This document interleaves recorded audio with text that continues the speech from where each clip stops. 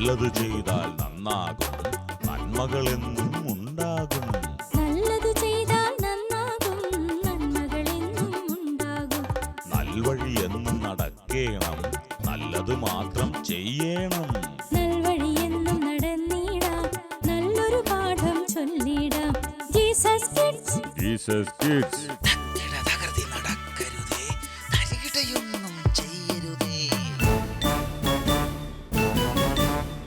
നർമ്മവും നന്മയും നിറഞ്ഞ സന്ദേശങ്ങൾ ഏറ്റുവാങ്ങാൻ ജീസസ് കിഡ്സിലേക്ക് സ്വാഗതം. കണ്ണിനും മനസ്സിനും വിരുന്നായി വരുന്ന നമ്മുടെ കൂട്ടുകാരിതാ റെഡി. കാട്ടിലെ കൂട്ടുകാർ.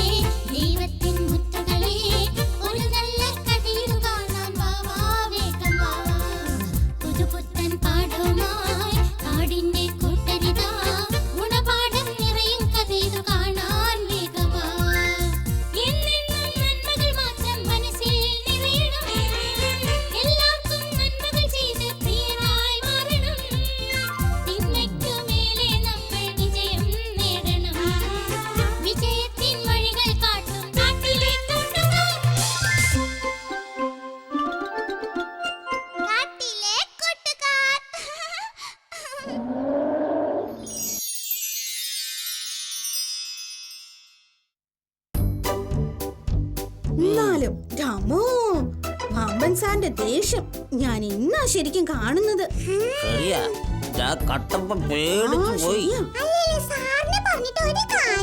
അതെ അതെ, നമ്മള് ചെയ്യുന്നത് നല്ലതല്ലെങ്കിൽ സാറിന് ദേഷ്യം വരും.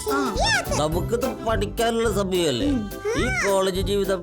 അതും യോഗ്യത സാർ പിന്നെ ചൂടാക്കാതിരിക്കും. തീർച്ചയായും എന്ത് തെറ്റ് നമ്മൾ ചെയ്തോ അത് ചൂണ്ടിക്കാണിക്കുന്നതിൽ ഒരപാകതയും എനിക്ക് തോന്നുന്നില്ല.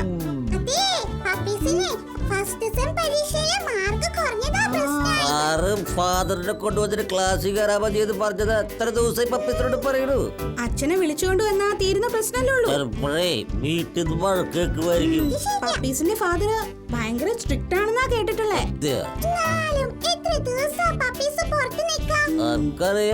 പാവം പപ്പീസിട്ടാ. ചെറിയൊരു കാര്യത്തിന് പപ്പീസ് എന്ത് മാത്രാ ടെൻഷൻ അടിക്കുന്നേ. എന്തായാലും ഒന്നുറപ്പാ ഫാദറിനെ കൊണ്ടുവരാട്ടും പപ്പീസിന് ക്ലാസ്സിൽ കയറാനാവുന്ന എനിക്ക് തോന്നുന്നില്ല. അത്രയ്ക്ക് ചൂടിലാ പപ്പ സാറ്. പിന്നെ ഉണ്ടാവില്ലേ, ഒരു വിഷയത്തിന് പോലും പപ്പീസ് ജയിച്ചിട്ടില്ലെന്നേ. പറഞ്ഞത് ശരിയാ. കോളേജിലെത്തിയപ്പോ അവനായി. എന്റെ ട്യൂഷൻ ക്ലാസ് എത്തി, ഞാൻ പോവാ. നാളെ കാണാം കേട്ടോ. Okay bye.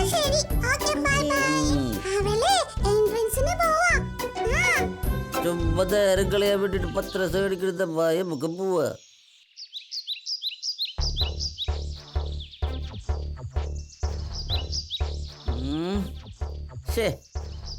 എന്റെ കാര്യം പോക്ക. ഇനി എങ്ങനെ കോളേജിൽ പോകും, എങ്ങനെ വീട്ടിൽ പോകും, എങ്ങനെ അച്ഛനോട് കാര്യം പറയും?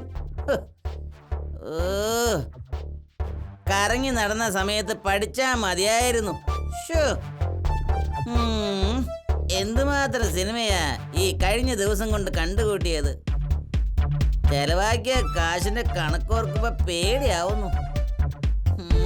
സാറിന് കുറ്റം പറഞ്ഞിട്ട് എന്താ കാര്യം? +2 എനിക്ക് നല്ല മാർക്കുണ്ടായിരുന്നതല്ലേ. ആരെയും കുറ്റം പറഞ്ഞിട്ട് ഒരു കാര്യമില്ല. ഒക്കെ എന്റെ തെറ്റാ. ചേടാ, എന്തെങ്കിലും ചെയ്തില്ലെങ്കിൽ ആകെ പ്രശ്നാവും. എന്താ ചെയ്യാ?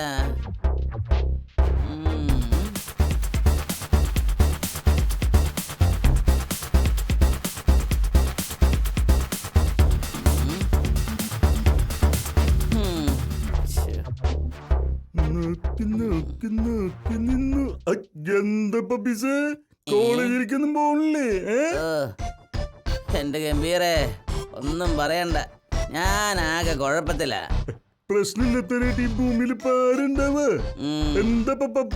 പ്രശ്നം അതായത് അത് പിന്നെ ഞാൻ എന്തായാലും പപ്പീസിന്റെ പ്രശ്നം എന്റെ കൂടെ പ്രശ്നമാണെന്നേ. മടിക്കേണ്ട കാര്യം പറ. എന്റെ ചങ്ങാതി, ഞാൻ വല്ലാത്തൊരു കുടുക്കലാ കുടുങ്ങിയത്. ഒടുക്കത്തൊരു മുഖവരൊന്ന് പറയണ്ട പപ്പീസ്, ക്ഷമിക്കൂടെ. ഗംഭീരെ, നീയും കൂടി ഇങ്ങനെ ചൂടാകാതെ, അല്ലെങ്കിൽ തന്നെ ഞാൻ ടെൻഷൻ അടിച്ചിരിക്കുക. അതായത് നമ്മുടെ ബബ്ബൻ സാറിന്റെ ക്ലാസ്സിൽ നിന്ന് പുറത്താക്കിന്ന്. ഗംഭീരെ, ഇതൊരു ചെറിയ പ്രശ്നമല്ല.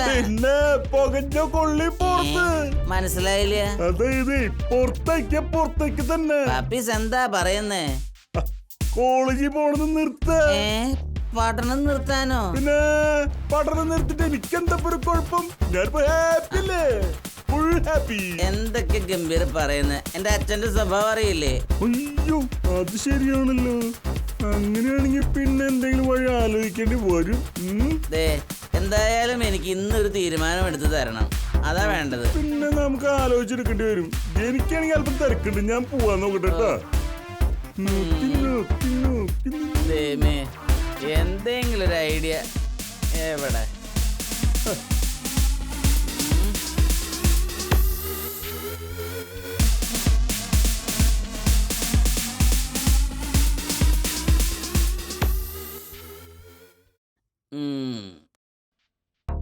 ഏയ്, അത് ശരിയാവില്ല. അച്ഛനോട് പറഞ്ഞാലോ? അയ്യോ, വേണ്ട വേണ്ട വേണ്ട. കഴിഞ്ഞ പരീക്ഷയുടെ മാർക്കും ഇതും കാണുമ്പോൾ അച്ഛൻ ശരിയാക്കും എന്നെ. കോളേജിൽ പോക്ക് നിർത്തിയാലോ? ഏയ്, അതും പ്രശ്നമാണ്. ഇനിയിപ്പോൾ എന്താ ഒരു വഴി? എന്തായാലും ഗംഭീറിനൊന്ന് വിളിച്ചു നോക്കാം. എടുത്താ മതിയായിരുന്നു. ഹലോ, ഞാനാണ് പപ്പീസ്. പറഞ്ഞ കാര്യം എന്തായി? പറയേ, വല്ല ഐഡിയയും കിട്ടിയോ? അതെന്തിനാ? എനിക്കൊന്നും മനസ്സിലാവുന്നില്ലെന്നേ. എപ്പോ? അതിപ്പോ ശരി ശരി ശരി ശരി. എപ്പോഴാ? ആ, ഓക്കെ ഓക്കെ ഓക്കെ. എന്താണാവോ ഐഡിയ? എന്തായാലും ഒന്ന് പോയി നോക്കാം.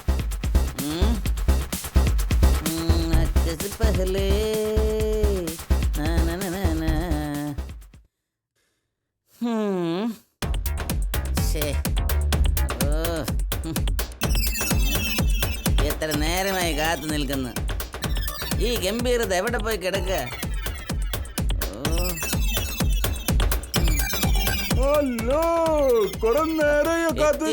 ഞാനാകെ ടെൻഷൻ അടിച്ചിരിക്കുകയായിരുന്നു, മനസ്സിലായോ?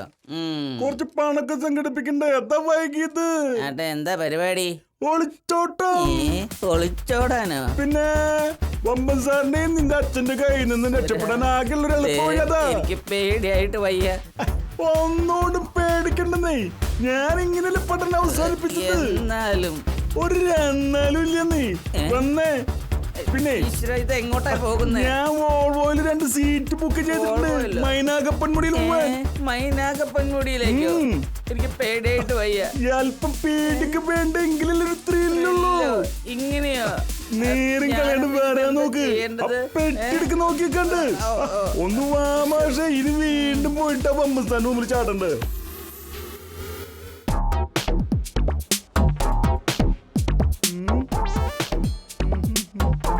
ചന്ദനവല്ലി ടൂറിസ്റ്റ്. നമുക്ക് ഇവിടെ മുറിയെടുക്കാട്ടാ. ഈ സീറ്റൊക്കെ ഉണ്ടായിട്ടും ഇത്രയും ഉള്ളിൽ പോയിട്ട് പപ്പീസ് നമ്മളാരെങ്കിലും അന്വേഷിച്ചൊന്നും ആരും കണ്ടെത്താൻ പാടില്ല. അങ്ങനെ അങ്ങനെ അങ്ങനെ. എന്തായാലും മുറി എടുത്തിട്ട് അല്പനേരം ഉറങ്ങണം. അതെ അതെ അതെ അതെ. ടെൻഷൻ എടുത്ത് വിശന്ന് കൊടല് മറിയാണ്. എല്ലാത്തിനും ഒരു വഴി ഉണ്ടാക്കാൻ എന്റെ കൂടെ വഴി പപ്പീസ്. നല്ല സൂപ്പർ ടൂറിസ്റ്റ് അല്ലേ? ബാഗ് എടുത്തോ. ബോരങ്ങളെ നോക്കി നോക്കി നോക്കി നിന്നോ.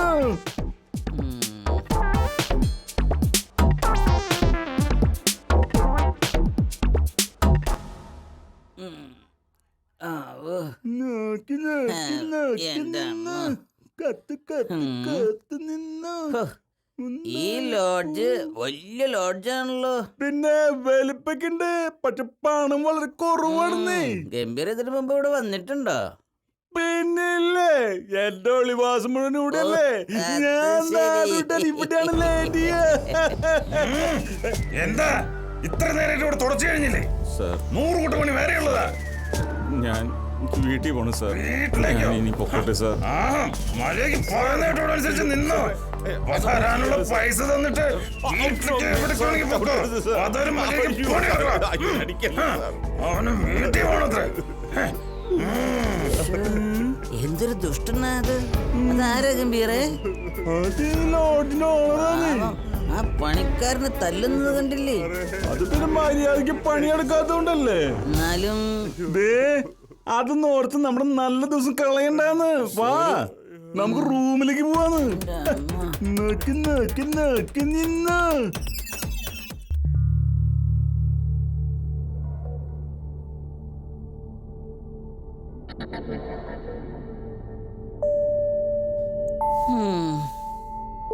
ശ്ശേ.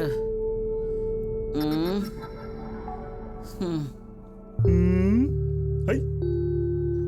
എന്താ പപ്പീസേ എന്തെങ്കിലും സെന്റ് അടിച്ചിരിക്കണത്? അത് പിന്നെ അച്ഛൻ അമ്മ ഇജാതി ടെൻഷൻ ഒന്നും പറ്റില്ല. നല്ല ഫ്രീ ആയിട്ട് ഹാപ്പി ആയിട്ട് ഇരിക്കുന്നു. എന്നാലും നമ്മളെല്ലാം തീരുമാനിച്ചിട്ടല്ലേ ഇങ്ങോട്ട് വന്നത്. അത് ഓർമ്മിക്ക്. വെള്ളം അതകത്ത് വെച്ചേക്ക്. അതുകൊണ്ട് വെച്ചു.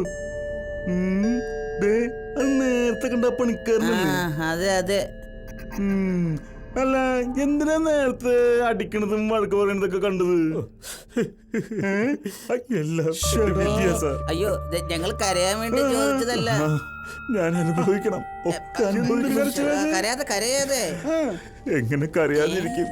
എല്ലാം എന്റെ തെറ്റാ. അത്ര വിഷമാണെങ്കില് ഇവിടുന്ന് പൊക്കൂടാണ്. എങ്ങോട്ട് പോകാനാ? വീട്ടിലേക്ക്. വീടോ? എനിക്കോ? വീടും വീട്ടുകാരൊന്നും ഇല്ലേ? എല്ലാം ഉണ്ടായിട്ട് ഒക്കെ ഉണ്ടായിരുന്നു. ഞാൻ വലിയ സാമ്പത്തികമുള്ള വീട്ടിലാ ജനിച്ചത്. അയ്യോ എന്നിട്ടെന്താ ഇവിടെ? അതെ അതാ പറഞ്ഞത്. എല്ലാം എന്റെ തെറ്റാ. അവിടെ സസ്പെൻസ് തെളിച്ച് പറയേ. എനിക്ക് പറയാനാണെങ്കിൽ ഒരുപാട്. എന്ത് പറഞ്ഞാലും എന്ത് ചെയ്താലും അരുത് അരുത് അരുത്. ഞാൻ എന്താ കൊച്ചുകുട്ടിയാണോ? ഈ വീട്ടിലെ ജീവിതം എനിക്ക് മടുത്തു. ഞാൻ ഈ വീട്ടിൽ നിന്നാലല്ലേ പ്രശ്നം. ഞാൻ ഈ വീട്ടിൽ അധികം പറ്റാണെന്ന് എനിക്കറിയാം. എത്ര പണം ഉണ്ടായിട്ട് എന്താ? പണം ചോദിച്ചാൽ തരില്ല. കളിക്കാൻ പാടില്ല, ഫിലിം കാണാൻ സമ്മതിക്കില്ല, ടെലിഫിലിം എടുക്കാൻ സമ്മതിക്കില്ല. ഓ മടുത്തു. എവിടെയെങ്കിലും പോയി സുഖമായി ജീവിക്കണം. അങ്ങനെ നാട് വിട്ട് ഇവിടെ എത്തി. കുറച്ച് ദിവസം കൊണ്ട് കയ്യിലെ പണമൊക്കെ തീർന്നു. ഇപ്പോ ഇവിടെ നിന്നും കിട്ടുന്ന തുച്ഛമായ പണം കൊണ്ടാണ് ഞാൻ ജീവിക്കുന്നത്. ഇനി ആർക്കും ഇങ്ങനെ ഒളിച്ചോടാൻ തോന്നല്ലേ എന്നൊരു പ്രാർത്ഥന മാത്രമേ എനിക്കുള്ളൂ. ക്ഷമിക്കണം അച്ഛാ. സന്തോഷായി പോ തിരിച്ചു വന്നല്ലോ. വളരെ നന്ദി സാറേ. ഞാൻ എന്റെ മകനെ ഓർത്ത് എത്രമാത്രം ദുഃഖിച്ചെന്നോ. ചേട്ടാ നന്ദി പറയേണ്ടത് ഇവരോടാ. ഇവരാണ് ചേട്ടന്റെ മകനെ രക്ഷിച്ച് തിരിച്ചെത്തിച്ചത്. എന്റെ മോന് എല്ലാ സുഖ സൗകര്യങ്ങളും ഉണ്ടായിരുന്നു. ഞാൻ അവരെ പണത്തിന്റെ മൂല്യം എന്തെന്ന് അറിയിക്കാൻ പണമൊന്നും അധികം നൽകിയില്ല, അധികം സ്വാതന്ത്ര്യം കൊടുത്തില്ല. പക്ഷെ എല്ലാം അവരുടെ നന്മയ്ക്കായിരുന്നു. സാരമില്ല ചേട്ടാ. ചേട്ടന്റെ മകൻ ഒത്തിരി പഠിച്ചു. ജീവിത സാഹചര്യം ഒക്കെ മനസ്സിലാക്കി. ഞങ്ങള് വമ്പൻ സാറിനെ മനസ്സിലാക്കിയില്ല. ഞങ്ങളുടെ നല്ല ഭാവിക്ക് വേണ്ടിട്ട് സാറ് പ്രവർത്തിച്ചത്. പക്ഷേ അത് ഒരു കണക്കിന് നന്നായി. അതുകൊണ്ടാണല്ലോ ചേട്ടന്റെ മകനെ കണ്ടെത്താനും അവനെ ഇവിടെ എത്തിക്കാനും കഴിഞ്ഞത്. ഏതായാലും ബൈബിളിലെ മുടിയനായ പുത്രന് തിരിച്ചറിവ് കിട്ടിയതുപോലെ എന്നെ നേർപാതയിലേക്ക് നയിച്ച വമ്പൻ സാറിന് എത്ര നന്ദി പറഞ്ഞാലും മതിയാവില്ല. മക്കളെ, എടുത്തുചാട്ടം ഒന്നിനും ഒരു പരിഹാരമല്ല. ജീവിതത്തിൽ ആപത്തിലേക്ക് നയിക്കുക മാത്രമേ അത് ചെയ്യൂ. നിങ്ങൾ നല്ലവരാകാൻ വേണ്ടി നിങ്ങളെ പലരും ഉപദേശിക്കൂ. ഉപദേശം സ്വീകരിക്കുന്നവർക്ക് എന്നും ജീവിതത്തിൽ നല്ലത് വരും. മറിച്ചുള്ളവർക്ക് ജീവിതം കയ്പുനീരായിരിക്കും. സാറേ, ഞങ്ങളുടെ തെറ്റ് ഞങ്ങൾക്ക് മനസ്സിലായി. Very good. മക്കളെ, നിങ്ങളിൽ എനിക്ക് വിശ്വാസമുണ്ട്. നിങ്ങൾക്ക് മുമ്പിൽ ഒരു നല്ല ഭാവി കാലം തുറന്നു കിടക്കുന്നു. പ്രതിസന്ധികളെ തരണം ചെയ്ത് നീങ്ങുവാൻ നിങ്ങളെ ദൈവം അനുഗ്രഹിക്കട്ടെ. കാട്ടിലെ കൂട്ടുകാർക്ക് ശേഷം മറ്റൊരു കൂട്ടുകാരൻ ഇതാ നമ്മെ കാത്തിരിക്കുന്നു. Tinku Tinku little star.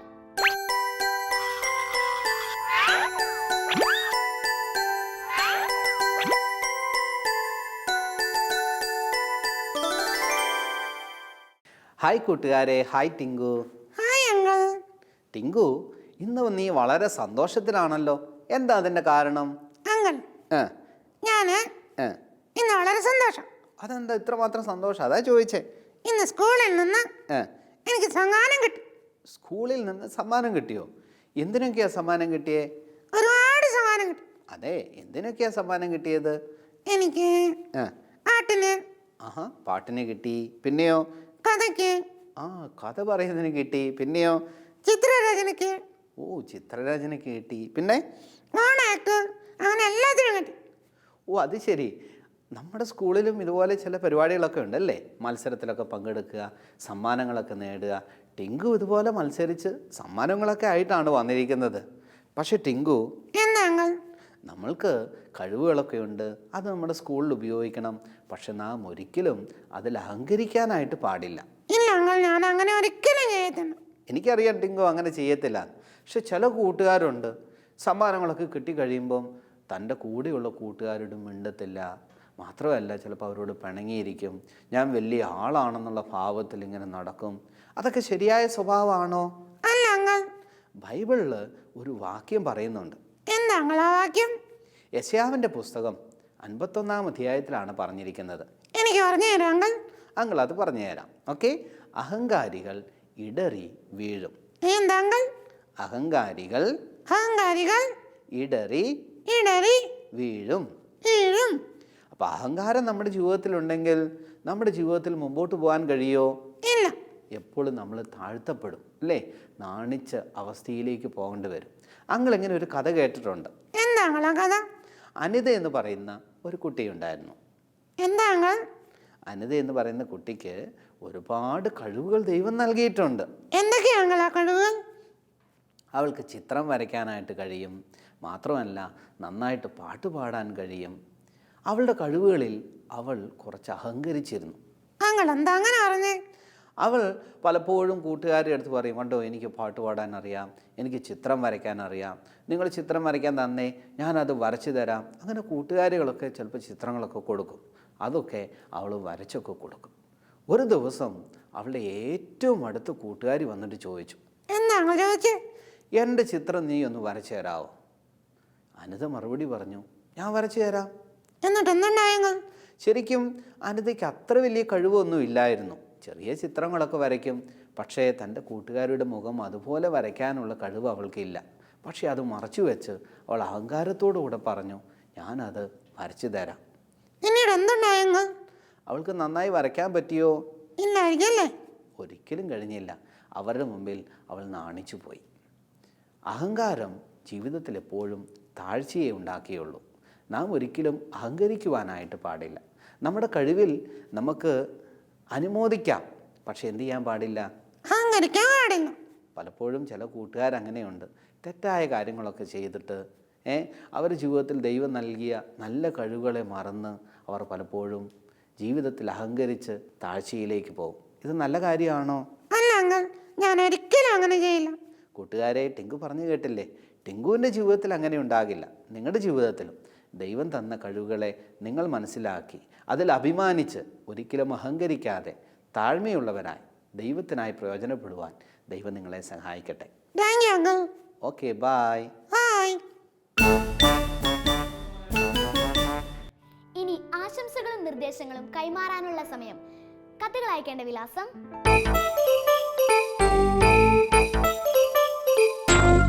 ഞങ്ങളുടെ വിലാസം: the producer, Jesus kids, Shalom TV, Peruvannamuzhi PO, Kozhikode. Pincode 673528. ശാന്തിയും സമാധാനവും നിറഞ്ഞ ഒരു വാരം ആശംസിച്ചുകൊണ്ട് ബൈ ബൈ.